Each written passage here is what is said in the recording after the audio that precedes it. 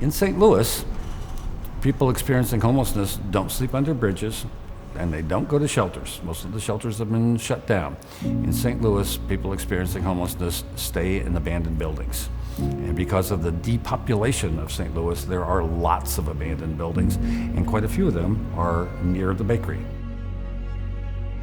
It can happen to anybody. Really, for me, it was a mental state I was in. Just kind of stranded, I guess. Helpless, no hope. It's different for everybody, but I would say hopeless is the word that I felt.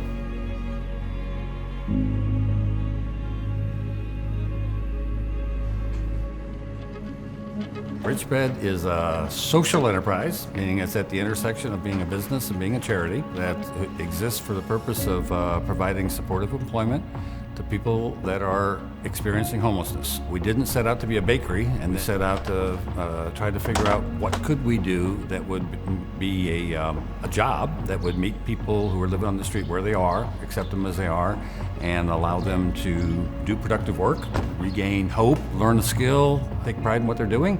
Then I had a dream where I was baking bread at a homeless shelter and got up and said, I guess that's the idea. We talked about it quite a bit. I had a lot of questions because I'm a detail person. So how would we do this? How would we do that? When? How much time would it take? And he finally said, this would change our lives. Are you in?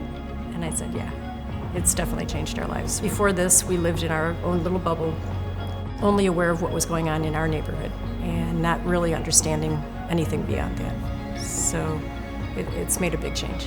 It's amazing how little people understand, really understand about homelessness and poverty. I thought I had it figured out after a year, and then I thought I had it figured out after 3 years, and then after 5 years, I look back and go, what was I thinking? Because it takes a long time before you really understand what's going on. Our original intent was clearly to serve the folks who would be baking in the kitchen, and indeed, that is by far the most intense relationships that we have. That's the primary focus, but it's also really important for us that we get the word out to the community, letting them know that people experiencing homelessness are not throwaway people. Many churches I've gone to in the past have wanted to serve their own members, which is fine, and there's nothing wrong with that, but they're focused on that to the exclusion of focusing outside the church. What are the needs in your neighborhood?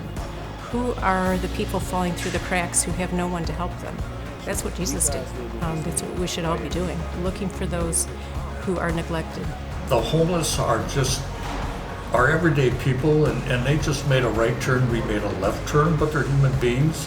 Depending on their circumstances, they're homeless, but not because of their faults, but because of something else, and some of them are just looking to get a better chance. And I think as volunteers we can help them and maybe talk to them and encourage them. A lot of people experiencing homelessness, nobody looks at them. Nobody looks them in the eye because they're afraid they're going to ask them for money. This gives them a reason to interact, and for the bakers especially, it gives them a reason to feel proud and feel good about a hard day's work. And when we get compliments from customers, we tell them, they're like, yeah, I need that. When you've been beaten down by losses that ended up with basically everybody you know and everything that you know being abandoned, families abandon you don't have your dog anymore, your car doesn't run. You've just had loss after loss after loss. That means you've had a lot of things that failed for you. You've got an attitude that basically says, I'm homeless and it's never going to get better. They go into the kitchen and it's not run. The kitchen isn't run by the old white guy. It's run by people who were in exactly the same circumstance they were in when they were hired. They're going to come in and they're going to say, oh, all these folks were on the street too. And I think even on the very first day, they might just get a glimmer of hope that if they can make it, maybe I can make it too. Feels bad when you don't have a job or anything, you're not productive, so made a big difference. I actually enjoy life now and got me more prepared to know how to work better and all that stuff. Rather than just skills training, I think that rebuilding that self-esteem and that pride is the first step, because then they go, all right, if I can do something good, can I get these things straightened out in my life? Can I get my warrants resolved? Can I Can I rebuild relationships with my family? Can I get a checking account? Can I get my teeth fixed? Yeah, I feel a lot better about myself.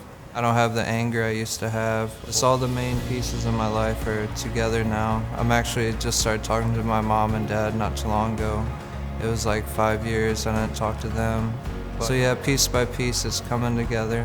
So I feel a lot better, been more stable mentally, dramatically changed my life. Getting their feet under them to where they can go back to their family with their head held high and reestablish family relationships is often kind of the crowning achievement. You know, I've gotten everything to where you can be proud that I'm your father or your son or your uncle or whoever it is. Then they're really reintegrated with society.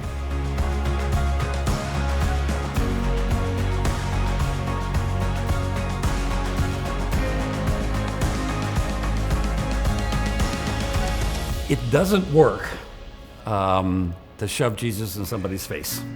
It doesn't work. Don't try. It does work to try to live your life the way you think Jesus should live your life. And people might be a little bit surprised at that, and they pay attention. When they pay attention, some of them will say something along the lines of, I want what she's got. And when they're ready, we'll talk about issues of faith. We don't shove it down their throat, but we don't say no. True transformation comes from building trust with the person, because when you lose hope, when everything in your life is horrible and you owe money and you've got warrants out for your arrest and you're going through a breakup, you need somebody to make you feel like there's still hope. And that's what makes it interesting. If it was just make the food, sell it to customers, count the money, it would be kind of humdrum. But the stories of what happens in people's lives for the good, those are so rewarding. We feel so good about those. Really anything you need, they can help you out with. The most supportive people I've ever met, that's for sure.